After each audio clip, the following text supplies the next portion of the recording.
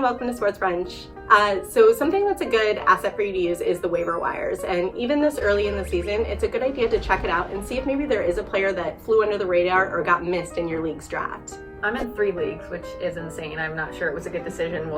I'll check in with you guys later this year. We'll do an update. Yeah, on my mental health. But I was going through the waiver wires, trying to get a general idea of who's out there and who's been overlooked. And for the most part, I think people have not left a lot of big name misses or anything out there. But I did notice in one of my leagues that Curtis Samuel for the Carolina Panthers was still available.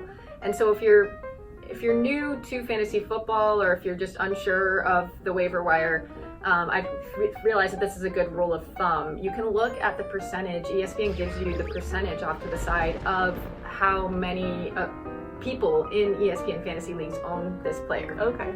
So I look, and Curtis Samuel's 80% owned, and that shows you that he's a guy that people think is going to be pretty good. Definitely got missed in your league draft then. Yes. He came on pretty strong for the Panthers at the end of the season and is expected to have a good year.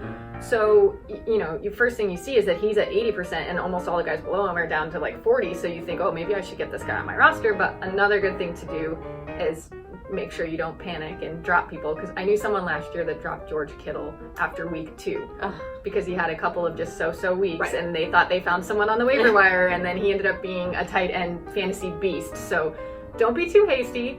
What I did was go and look at the bottom half of my roster as soon as I saw that he was 80% owned and try to compare, and actually most of the guys at the bottom of my roster were slightly over 80. Okay. So, that doesn't always mean anything. You should have your own kind of evaluations on what you think guys are going to do, but it's just something at a glance that helps you kind of realize if there's anyone glaring out there that you're missing. Mm-hmm. Yeah, and the waiver wires are going to be a lot more useful to you later in the season as injuries start happening, or as you start catching those people that you thought were going to be big performers that just haven't panned out for you.